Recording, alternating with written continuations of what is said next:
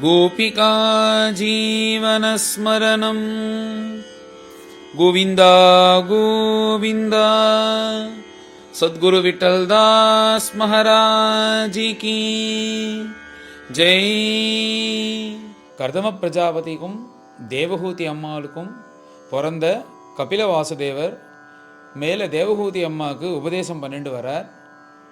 போன அத்தியாயத்தில் மகான்களுடைய லட்சணத்தையும் பக்தியுடைய லட்சணத்தையும் சொன்ன பிரபு மேலே தன்னுடைய மதமாக இருக்கக்கூடிய சாங்கிய தத்துவத்தையும் பிரம்ம வித்தையும் கூடையே யோக மார்க்கத்தையும் பக்தி மார்க்கத்தையும் விஸ்தாரமாக மேல் வரும் அத்தியாயத்தில் சொல்கிறார். இப்போ பிரம்மவித் தத்துவத்தை சொல்கிறதுக்கு ஆரம்பிக்கிறது போல் அம்மாட்ட பேச ஆரம்பிக்கிறார்.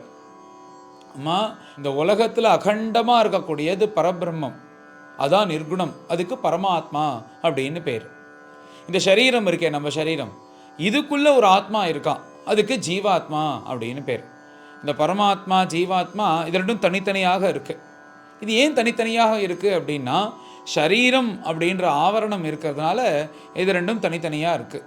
இந்த ஷரீரமாகிய ஆவரணத்தை, இந்த ஒரு ஷரீரமாகிற இந்த ஒரு தோற்றத்தை போக்கடிக்கிறதுக்கு தான் இந்த பிரம்ம வித்தை முதலிய எல்லா மார்க்கங்களும் இருக்குது. அது மேலே நான் உனக்கு சொல்கிறேன் அப்படின்னு உதாரணத்துக்கு சொல்லும்போது பெரியவாள்லாம் சொல்லுவா, இந்த ஆகாசத்துக்கும் இந்த சரீரத்துக்கும், இந்த சரீரத்துக்குள்ளே இருக்கிற ஜீவாத்மாவை எப்படி பிரிக்கணும்னா, அகண்டமாக பரமாத்மா எல்லா இடத்துலையும் எங்கேயும் நிறைஞ்சு இருக்கார், இந்த சரீரத்துக்குள்ளேயும் ஜீவாத்மாவாக அவர் தான் இருக்கார். ஆனால் அந்த சரீரமாகிற ஆவரணத்தை எப்படி எடுக்கணும்னா, இப்போ உலகத்தில் உதாரணத்துக்கு சொல்லணும்னா, நம்ம வெளியில் பார்த்தா ஆகாசம் தெரியறது, ஒரு பானையை கொண்டு கவுத்து வைக்கிறோன்னா அந்த பானைக்குள்ளேயும் ஒரு ஆகாசம் இருக்குது. ஆகாசம்னா என்னென்னா எம்டி ஸ்பேஸ், விண்வெளி இருக்கே, எதுக்கு ஆகாசம்னு பேர். இந்த எம்டி ஸ்பேஸ் எங்கே இருந்தாலும் அதுக்கு ஆகாசம்தான். இப்படி பானையை கவுத்து போட்டோன்னா அதுக்குள்ளே இருக்கிறதும் எம்டி ஸ்பேஸ் தானே.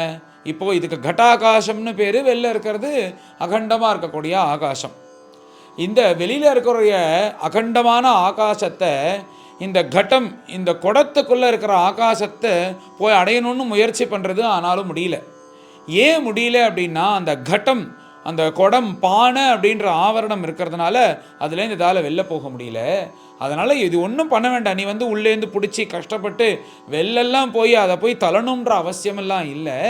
இந்த கட்டம் அப்படின்ற இந்த ஆவரணம் இருக்கே, இந்த குடம், அதை நீ உடைச்சனாலே போதும், உள்ளுக்குள்ளே இருக்கிற இந்த கட்டாகாசமானது வெளியில் அகண்டமாக இருக்கக்கூடிய அந்த ஆகாசத்தோடு போய் சேர்ந்துடும். அதே போல் இந்த கட்டம், குடம் போல, பானை போல இந்த சரீரமாக ஆகிற ஒரு ஆவரணம் இந்த உள்ளே இருக்கிற ஜீவாத்மாவையும் பரமாத்மாவையும் சேர விடாமல் கோடிக்கணக்கான வருஷம் காத்துட்டே வரதான் இந்த புண்ணியம் பாப்பம் கர்மாக்களை வச்சுன்றது நகர்ந்து போயிட்டே இருக்குது.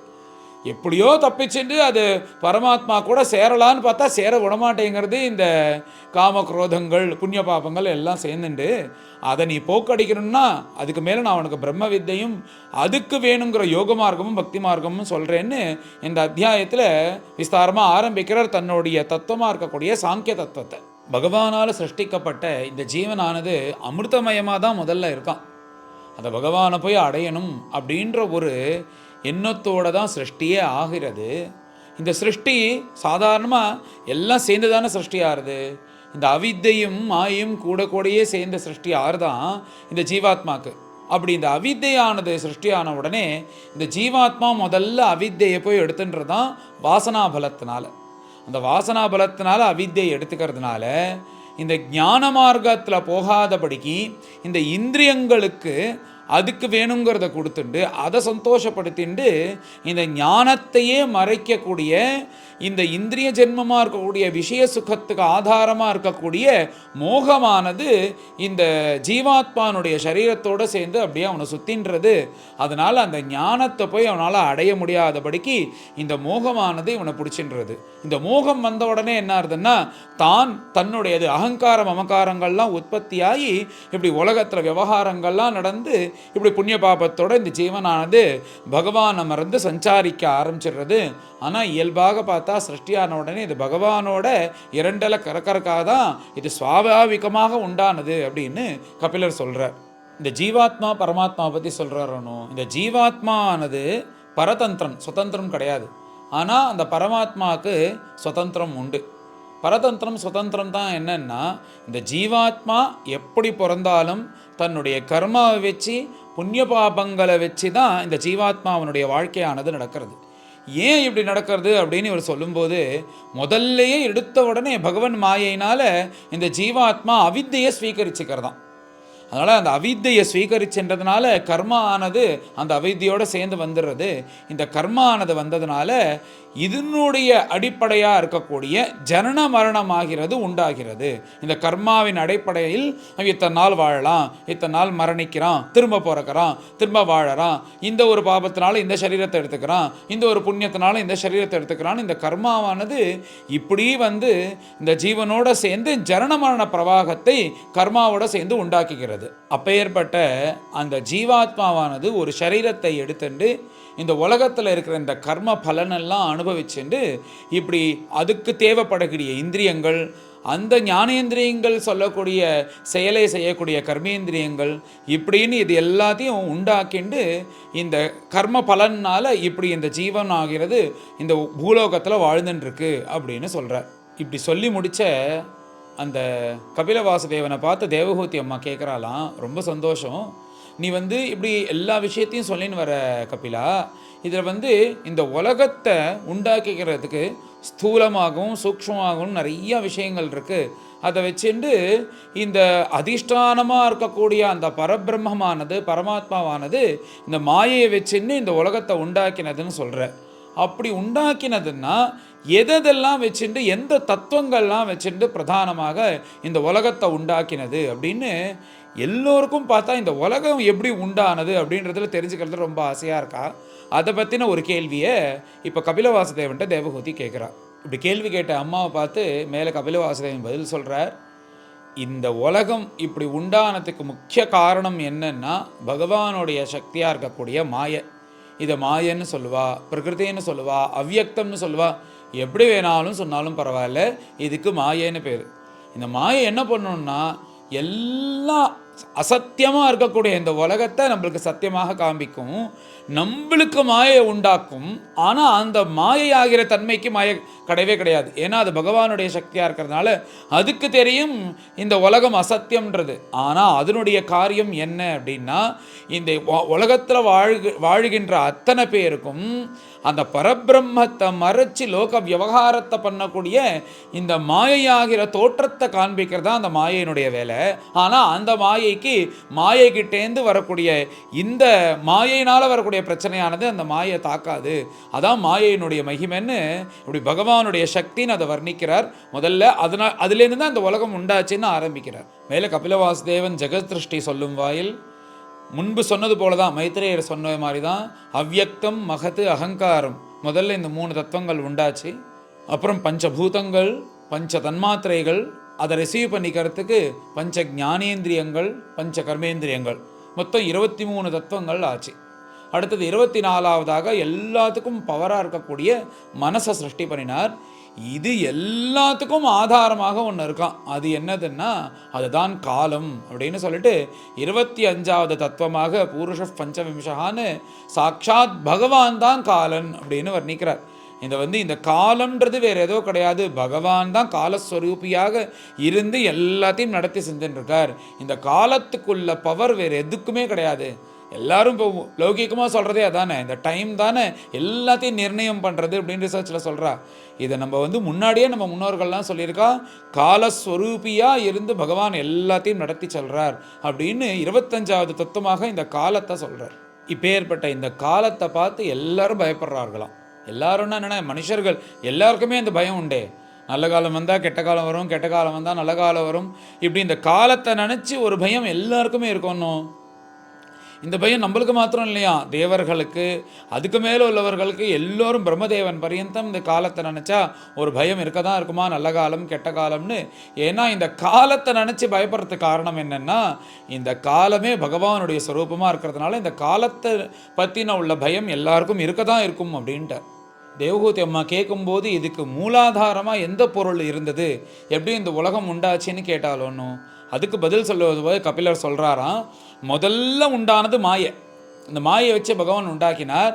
அந்த மாயைக்கு அப்புறம் அடுத்தது உண்டான தத்துவம், முதல் தத்துவம் எதுன்னா மகத்து அப்படின்றார். மகத்துன்னா இந்த உலகம் உண்டாகிறதுக்கு தேவையான ஆதாரமான பொருள் அப்படின்னு சொல்லலாம். இல்லைன்னா இந்த பிரகாசம், சில இடத்துல பிரகாசத்தை வர்ணிச்சிருக்கு. பிரகாசம்னா என்னென்ன, இந்த வெளிச்சம் இருக்கே, லைட் இருக்கே, இதை மகத்துன்னு சொல்லலாம். ஏன்னா அந்த லைட்டு மாத்திரம் இல்லைன்னா என்ன பண்ண முடியும், என்ன விவகாரம் நடக்கும், எதுவுமே கிடையாதோன்னு.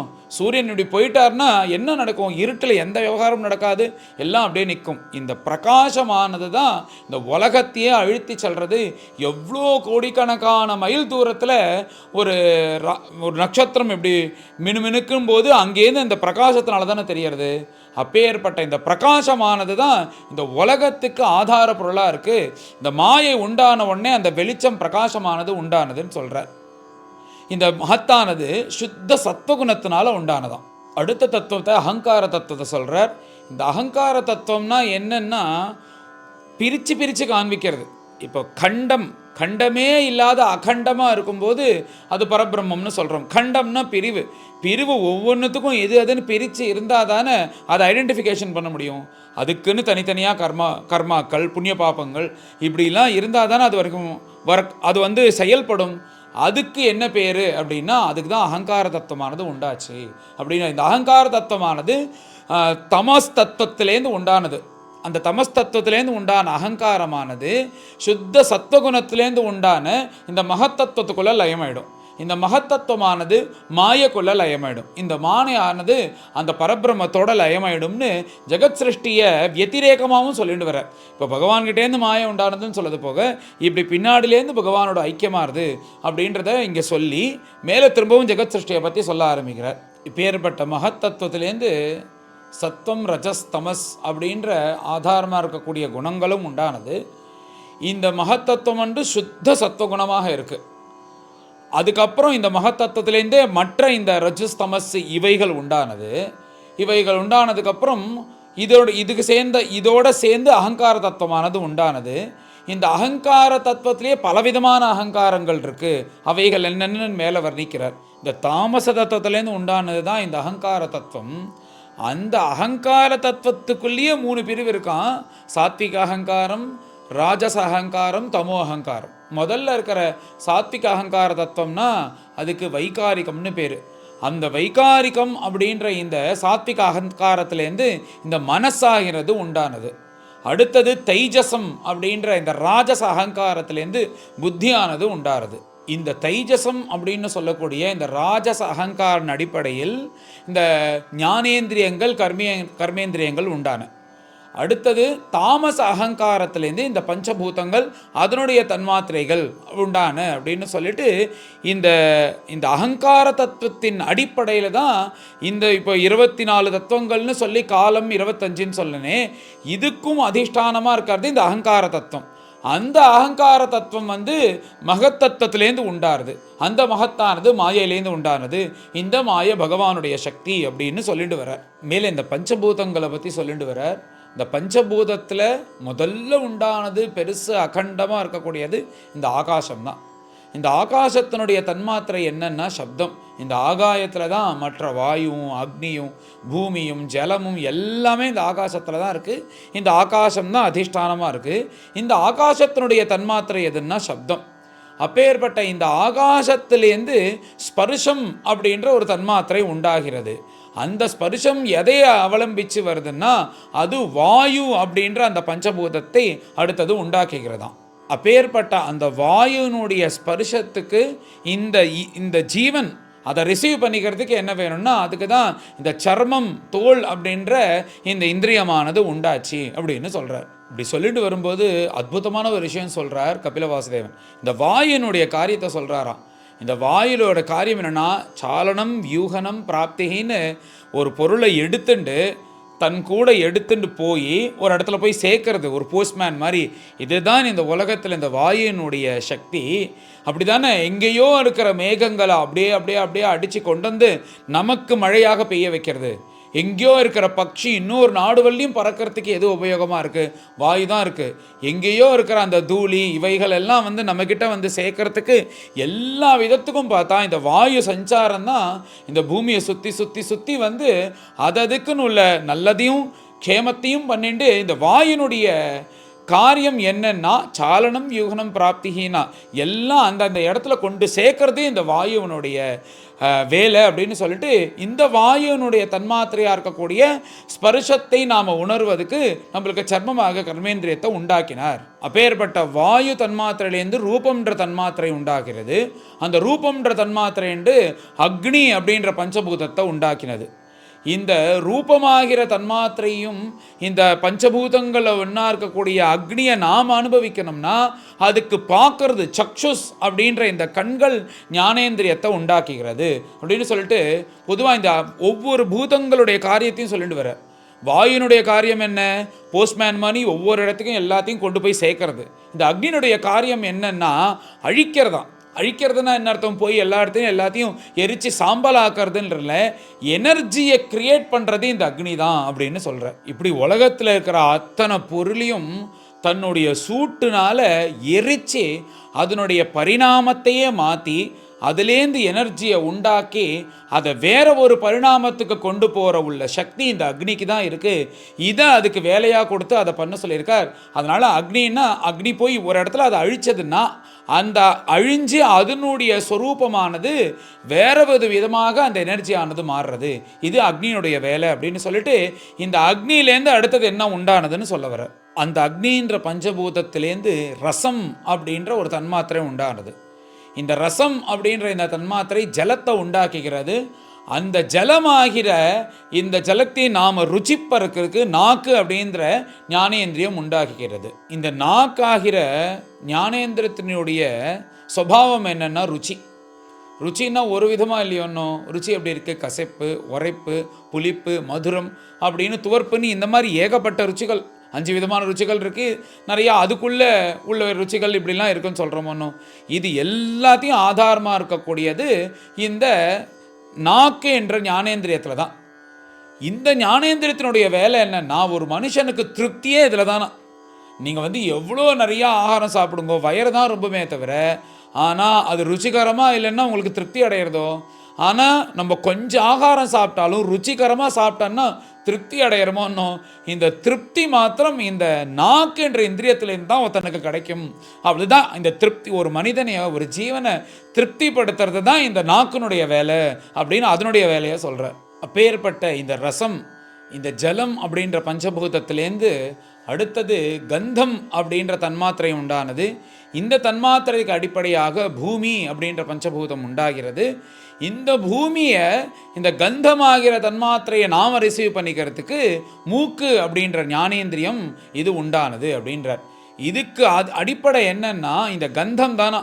இந்த பூமிக்குள்ளே நம்ம எத்தனையோ போட்டாலும் அது அப்படியே இந்த ஒரு பயிர் போட்டோன்னா அது அப்படியே இது பண்ணி மரமாக ஆகி நம்மளுக்கு நல்லதெல்லாம் கொடுக்குறதுனோ. இது எல்லாத்துக்கும் காரணம் என்னென்னா இந்த கந்தத்தினால தான் அது ஒவ்வொன்றும் சேர்ந்துண்டு அது பரிணாமமாக மாறி உள்ளேந்து நம்மளுக்கு பலனை கொடுக்கறது அப்படின்னு சொல்கிறார். இப்பேற்பட்ட விஷயம் எல்லாத்தையும் சிருஷ்டி பண்ணால் அவைகள் அங்கங்கே அப்படியே நிற்கிறதா, எதுவும் சலிக்காமல். அப்புறம் பிரபு என்ன பண்ணுறாருனா இது எல்லாத்தையும் சேர்ந்து ஒரு அண்டமாக மாற்றி மேலே அதில் இந்த ஜெகத் சிருஷ்டி ஆனதை பண்ணி பரிபாலனை பண்ணிட்டுருக்கார் அப்படின்னு சொல்கிறார். அதுக்கும் மேலே இந்த விராட் ஸ்வரூபம்னு வர்ணிக்கிறாரே அது எப்படி வந்ததுன்றத மேலே இவருடைய பாணியில் சொல்கிறார். இப்போ என்ன ஆகுதுன்னா இத்தனை விஷயங்களும் சேர்ந்து ஒரு விராட் ரூபமாக மாறுறதாம். இப்போ நம்மளுக்கு பார்த்தா விராட் ஸ்வரூபன்னு பார்த்தா ஏதோ 1000 தலைகள், 1000 கால்கள், 1000 கைகள், 1000 ஆயுதங்கள் ஏந்தினது போல் இருக்கும். ஆனால் கிட்டக்க போய் நீங்கள் பார்த்தீங்கன்னா இந்த தத்துவங்கள், பூமி, அப்புறம் கண்கள் பார்த்தா சூரியன், அப்புறம் வாக்கில் அக்னி, இந்த மாதிரி தான் இருக்குமா. அப்படியே வெளில நம்ம ஜூம் அவுட் பண்ணி பார்க்கும்போது தான் இப்படி விஸ்வரூபமாக விராட் ரூபமாக காமிக்கும். ஆனால் கிட்டக்க போக போக போய் பார்த்தா இது நம்மளுக்கு தெரிஞ்ச இந்த பஞ்சபூதங்கள் தேவதைகள்னு இப்படி இருப்பா அப்படின்னு சொல்லிட்டு இந்த விராட் ரூபத்தை மேலே வர்ணிக்க ஆரம்பிக்கிறார்.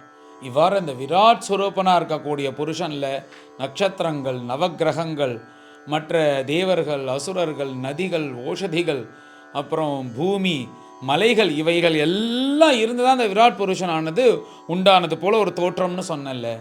இந்த விராட் புருஷனாக உண்டான அந்த பிரபு அப்படி அவரும் சலிக்காமல் இருந்தாராம் இந்த உலகத்தில். மேலே இந்த சர்க்கத்தில் இந்த அத்தியாயத்தில் பார்த்தேன்னா நோததிஷ்டத்து ந உத்திஷ்டத்து ந உத்திஷ்டத்துன்னே வரும், ந உததிஷ்டத்து ந உததிஷ்டத்துன்னே வரும். அப்படின்னா என்ன அர்த்தம்னா எழுந்துக்கலன்னு மேலே இந்த பாராயணம் பண்ணும்போது தெரியும். ஏன்னா இப்போ ஏற்பட்ட இந்த பஞ்சபூதங்கள் தேவதைகள் எல்லாரும் உண்டாகி அவரவர்கள் இந்த விராட் ரூபனை எழுந்து நிறுத்தணுன்றதுக்காக முயற்சி பண்ணுறாலாம், நடக்கலையாம். யார் எந்தெந்த இடத்துக்கு போய் இதை முயற்சி பண்ணுறான்றத அதை சொல்லிகிட்டே வர்றார். முதல்ல என்ன பண்ணார்னா, அக்னி அந்த விராட் ரூபனாக இருக்கக்கூடிய வாயாகிற அந்த தன்மைக்குள்ளே தான் பூந்து எப்படியாவது இந்த விராட் ரூபனை எழுதி நிறுத்திடணும்னு நினைக்கிறார். ஆனால் அக்னியால் அது முடியல. அப்பேற்பட்ட விராட் புருஷனாக இருக்கக்கூடிய அந்த பிரபுவனுடைய மூக்கு வழியாக வாயு தான் தானே சுவாசத்துக்கு முக்கியமான காரணமாக இருக்கும், தான் எழுப்பிடுவோன்னு நினைக்கிறாராம், அவரால் முடியலையாம். உடனே அங்கேருந்து சூரியன் வராராம், நான் வந்தால் எல்லாரும் எழுதுன்றுவான், நான் தானே எல்லாரையும் கார்த்தால எழுப்புறேன், அதனால் எப்படியாவது நான் இந்த கண்களுக்குள்ளே பூந்து இந்த விராட் ஸ்வரூபனை எழுப்பிடுறேன் அப்படின்றதுக்காக இந்த கண்களுக்குள்ளே அந்த சூரியன் பூந்துண்டாராம். இப்போ எழுப்பிடலான்னு அப்பையும் சூரியனாலையும் அவர் எழுப்ப முடியலையாம். திக்குக்களே ஒரு தேவதைகள் தானே, அந்த திக்குக்கள் பகவானுடைய காது மூலியமாக உள்ளே போய் நாங்கள் எல்லாரும் எழுப்பிடுறோம் அப்படின்னா அப்பையும் எழுந்துக்கலையாம். அப்புறம் அந்த ஓஷதிகள் நதிகள் இவைகள்லாம் என்ன பண்ணதுன்னா, அந்த விராட் ரூபனின் ரோமங்கள் அந்த முடிக்கு நடுப்புற இருக்கிற அந்த துவாரம் வழியாக உள்ளே போய் நாங்களை எல்லாம் எழுப்பிடுறோம் இந்த விராட் ரூபனை அப்படின்ன உடனே அது முயற்சி பண்ணி பார்த்தது, அதுவும் எழுப்ப முடியல இந்த விராட் ரூபனை. யமதர்மராஜாவாக இருக்கக்கூடிய மிருத்யு அதிபதியாக இருக்கக்கூடிய சாட்சாத் அந்த யமதேவனே இந்த அபானன் மூலியமாக உள்ளே போய் தான் இந்த விராட் ரூபத்தை எழுப்பிடுவோன்னு முயற்சி பண்ணுறார், அப்பையும் எழுந்துக்கவில்லையாம். அதுக்கும் மேலே மகாவிஷ்ணு வராராம், எப்படியாவது இந்த விராட் ரூபனை எழுப்பிடுவோன்னு. மகாவிஷ்ணு அந்த கால்களுக்குள்ளே உள்ளே பூந்துட்டு இப்படி கலப்புறாராம், அப்பையும் அந்த விராட் ரூபனை எழுப்ப முடியலையாம். சமுத்திரங்கள் நதிகள்லாம் என்ன பண்ணுறதுன்னா, ரத்தத்தோடு சேர்ந்துட்டு ரத்த சஞ்சாரத்தினால இந்த விராட் ரூபனை எழுப்பிடலான்னு நினைக்கிறதா, அதால் எழுப்ப முடியலையாம். உடனே அங்கேருந்து பிரம்மதேவன் வராரா, இது எல்லாத்துக்கும் காரணம் புத்தி தான், புத்தினால என்ன வேணாலும் பண்ணிட முடியும், இந்த புத்தி ஒழுங்காக இருந்தால் தானே எல்லாம் ஒர்க்காகும் செயல்படும், அதனால் நான் எப்படியாவது புத்திக்குள்ளே புகுந்து இந்த விராட் ரூபனை எழுப்பிடுறேன் அப்படின்னு இந்த புத்திக்குள்ளே புகுந்து பிரம்மதேவன் முயற்சி பண்ணுறாராம். அப்பயும் அந்த விராட் ஸ்வரூபனால் எழுந்துக்க முடியலையாம். மேலே சாட்சாத் கைலாசாதிபதியாக இருக்கக்கூடிய பரமேஸ்வரன் தான் இதை எழுப்பிடலாம் அப்படின்னு மனசுக்குள்ளே போடுறாராம் பரமேஸ்வரன். இப்படி அவர் புகுந்து எழுப்பலான்னு நினைக்கிறார், அப்போயும் எழுந்துக்கலையாம். என்னென்னா, இந்த திரிமூர்த்திகள் இந்த உலகத்தை ஜெகத் சிருஷ்டி பண்ணக்கூடிய பிரம்மா, ஜெகத்தை காக்கக்கூடிய மகாவிஷ்ணு, ஜெகத்தை அழிக்கக்கூடிய பரமேஸ்வரன், திரிமூர்த்திகளும் முயற்சி பண்ணி இந்த விராட் ரூபனை எழுப்ப முடியலன்னும் போது அங்கேருந்து க்ஷேத்ரஜன்னு ஒருத்தர் வரார். அந்த க்ஷேத்ரஜன் என்ன தத்துவம் அப்படின்னா, எந்த ஒரு பொருள் இந்த உலகத்தையே உண்டாக்குறதுக்கு காரணமாக இருந்து பரபிரம்மமாக இருந்து இந்த உலகத்தை ஆட்டி படைஞ்சு எல்லாத்தையும் உண்டாக்கினதோ அந்த ஒரு பொருள் சித்தம் அப்படின்ற ஒரு பதார்த்தத்தை வச்சுட்டு இந்த விராட் ஸ்வரூபனாக இருக்கக்கூடிய அவன் சரீரத்துக்குள்ளே இப்படி கரண்ட் பாஸ் ஆவது போல அந்த க்ஷேத்ரஜர் வந்தாராம். இந்த சித்தம்னு என்ன பேருன்னா, இந்த சித்தத்துக்கு மகான்கள்லாம் சொல்லும்போது இந்த மனசுக்கும் இந்திரியங்களுக்கும் நடுப்புற சொல்லக்கூடிய இந்த ஒரு வயரிங் மாதிரி வச்சுக்கலாம். என்னென்னா, இப்போ இங்கேருந்து ஒரு சுவிட்சை போடுறோம், மேலே இந்த ஃபேன் ஓடுறதுனா இந்த சுவிட்சுக்கும் அந்த ஃபேனுக்கும் சம்மந்தம் இந்த வயர் தானே, இந்த வயர் மாத்திரம் ஒழுங்கலைன்னா இந்த ஃபேன் ஓடுமோ, அந்த மாதிரி இந்த சித்தமானது தான் எல்லாத்தையும் கனெக்ட் பண்ணி வச்சுருக்க உள்ள. இந்த சித்தத்தையும் என்ன பண்ணுறான்னா, இந்த க்ஷேத்ரஜன் அப்படின்ற இந்த ஒரு சூப்பர் பவர், இந்த உலகத்தையே உண்டாக்கின அந்த பரபிரம்மம் எது எல்லாத்துக்கும் முன்றதுக்கும் உண்ணாரதோ, எது இந்த உலகத்துக்கே காரணமாக இருந்ததோ அது இந்த சித்தமாகிற இந்த வயரை இப்படி கலப்பி விட்டனே ஒரு கரண்ட் ஷாக் மாதிரி அடித்து இந்த விராட் ஸ்வரூபனானவன் முடிச்சின்றார். அவர் முடிச்சின்றதுக்கு அப்புறம் இந்த உலகமானது இயங்கினது அப்படின்னு இப்படி ஒரு புது தத்துவமாக இது வர்ணித்தார். அப்பேற்பட்ட க்ஷேத்ரஜன் கிட்ட தான் நாம் போய் சேர வேண்டியவர், நாமெல்லாம் போய் சேர வேண்டிய இடம் அந்த க்ஷேத்ரஜன் தான். அப்பேற்பட்ட க்ஷேத்ரஜனாக இருக்கக்கூடிய அந்த பரம்பொருளை நாம் பஜிப்போம்னு சொல்லிட்டு இந்த அத்தியாயத்தை பூர்த்தி பண்ணுறார். மேலே எல்லோரும் கலந்து பாராயணம் பண்ணுவோம். அச்ச ஷட்விம்சோऽध्यायः ஸ்ரீ பகவானுவாச அத தே சம்பிரவக்ஷ்யாமி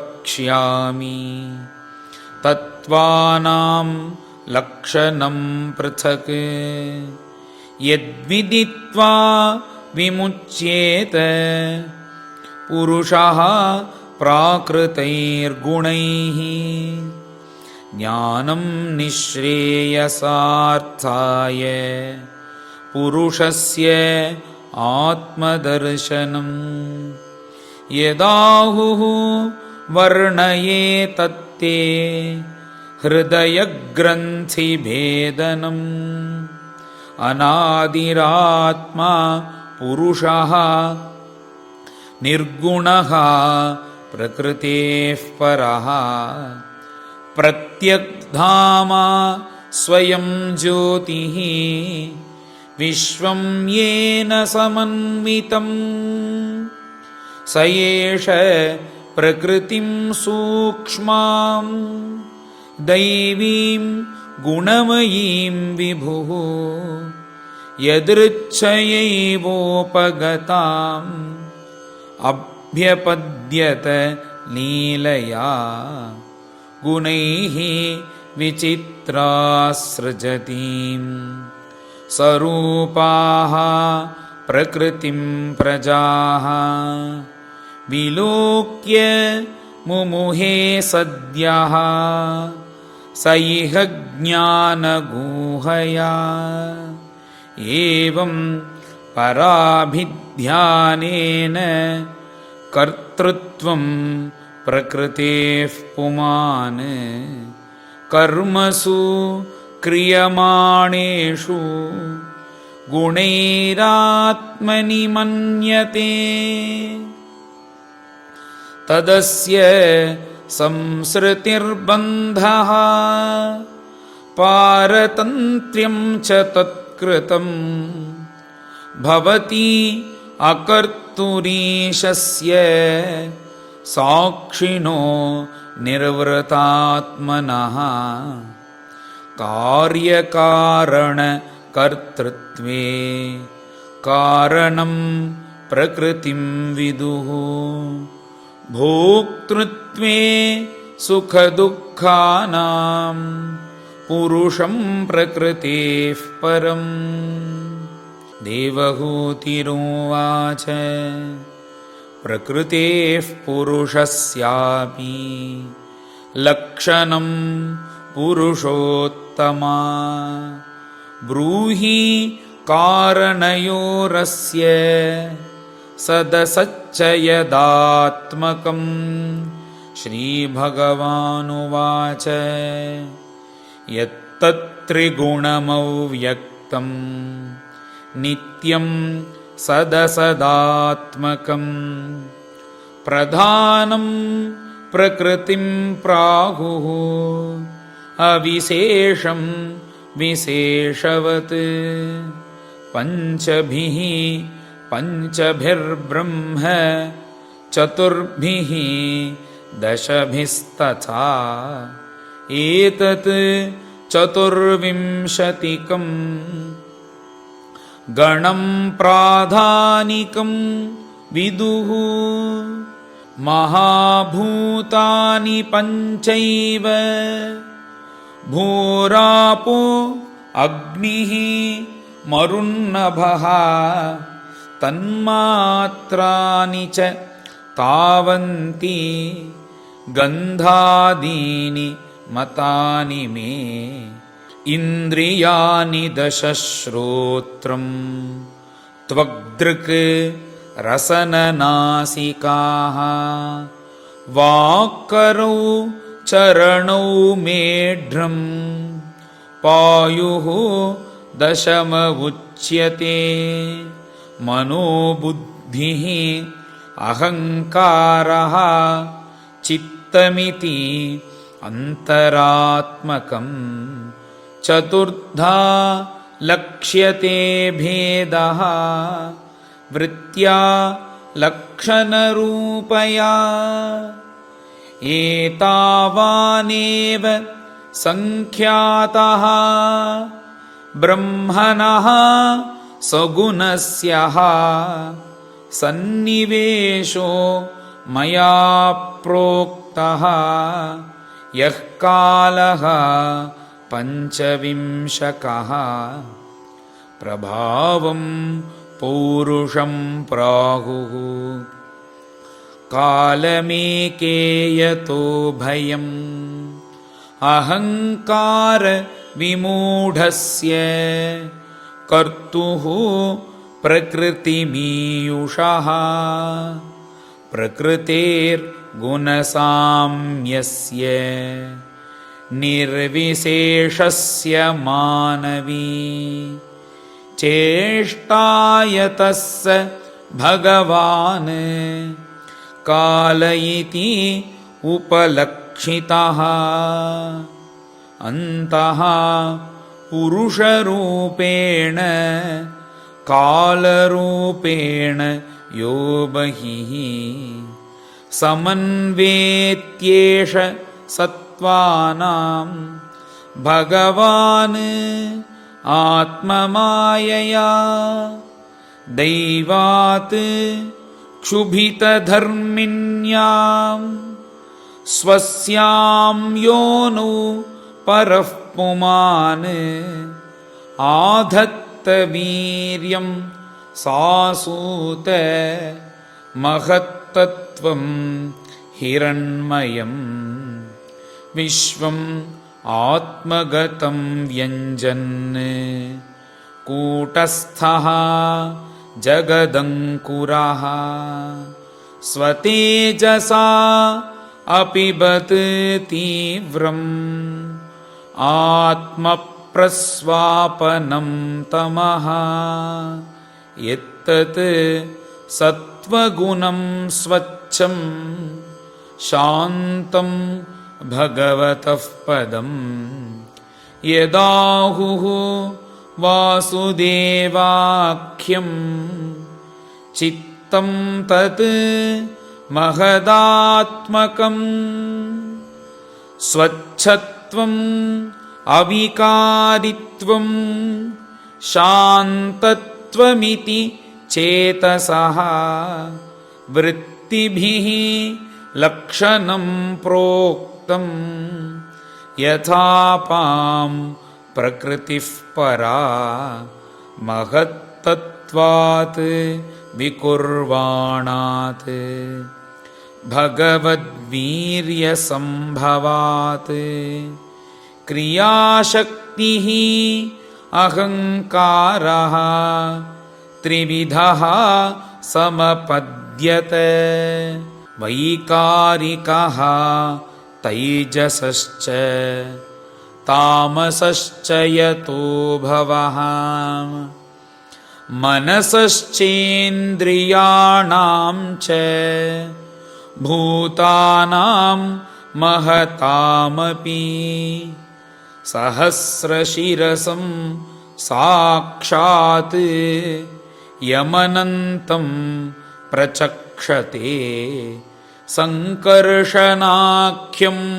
पुरुषं भूतेन्द्रियमनोमयं कर्तृत्वं कारणत्वं च कार्यत्वं चेति लक्षणं शान्तघोर विमूढत्वम् इति वा स्यात् अहङ्कृतेः वैकारिकात् विकुर्वाणात् मनस्तत्त्वम् अजायते यत्सङ्कल्पविकल्पाभ्यां वर्तते कामसम्भवः यद्विदुः ह्यनिरुद्धाख्यं हृषीकानाम् अधीश्वरम्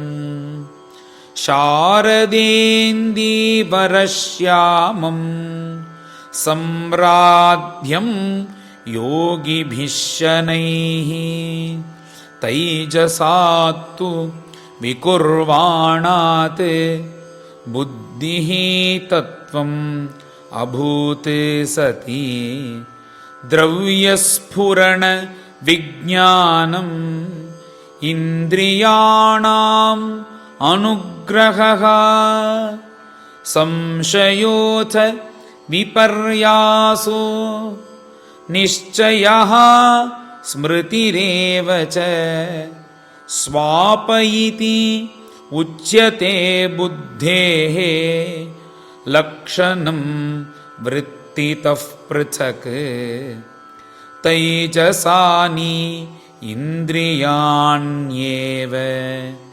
क्रियाज्ञान विभागशः प्राणस्य हि क्रियाशक्तिः बुद्धेः विज्ञानशक्तिता तामसाच्च विकुर्वाणात् भगवद्वीर्यचोदितात् शब्दमात्रम् अभूत्तस्मात् नभश्रोत्रं तु शब्दगम् अर्थाश्रयत्वं शब्दस्य द्रष्टुः लिङ्गत्वमेव च तन्मात्रत्वं च नभसः लक्षणं कवयो विदुः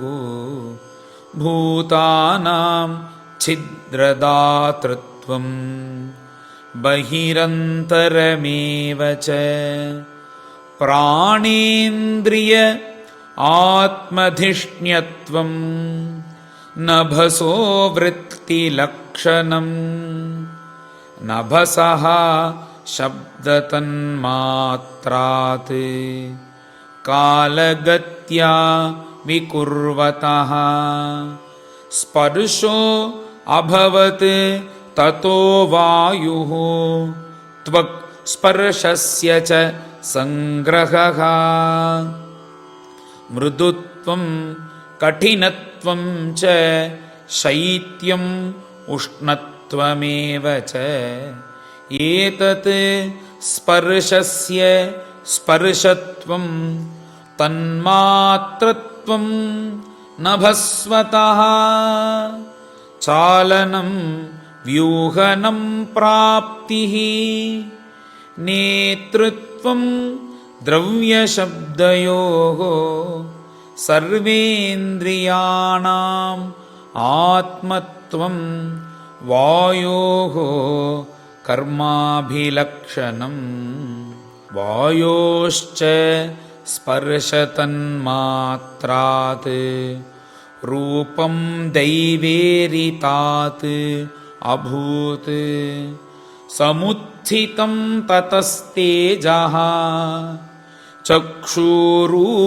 चक्षुरूपोपलम्भनम् द्रव्याकृतित्वं गुणता व्यक्तिसंस्था त्वमेव च तेजस्त्वं तेजसः साध्वी रूपमात्रस्य वृत्तयः द्योतनं पचनं पानं अदनं हिममर्दनं तेजसो वृत्तयस्त्वेताः शोषणं क्षुत्रुडेव च रूपमात्रात् विकुर्वाणात् तेजसो दैवचोदितात् रसमात्रम् अभूत्तस्मात् अम्भोजिह्वा रसग्रहः कषायः मधुरस्तिक्तः कट्वम्लः इति नैकधा भौतिकानां विकारेण रस एको विभिद्यते क्लेदनं पिण्डनं तृप्तिः प्राणान् आप्यायनोन्दनं तापापनोदो भूयस्त्वम् अम्भसो वृत्तयस्त्विमाः रसमात्रात् विकुर्वाणात् अम्भसो दैवचोदितात् गन्धमात्रमभूत् तस्मात् पृथ्वीघ्राणस्तु गन्धगः करम्भपूति सौरभ्यः शान्तोग्राम्लादिभिः पृथक् द्रव्यावयव वैषम्यात् गन्ध एको विभिद्यते भावनं ब्रह्मणस्थानं धारणं सद्विशेषणं सर्वसत्त्वगुणोद्भेदः पृथिवी वृत्तिलक्षणं न भोगुणविशेषोऽर्थः यस्य तत् श्रोत्रमुच्यते वायोर्गुणविशेषोऽर्थः यस्य तत् स्पर्शनं विदुः तेजोगुणविशेषोऽर्थः यस्य तत् चक्षुरुच्यते अम्भोगुणविशेषोऽर्थः यस्य तद्रसनं विदुः भूमेर्गुणविशेषोऽर्थः यस्य सः घ्राण उच्यते परस्य दृश्यते धर्मः अपरस्मिन् समन्वयात् अतो विशेषो भावानां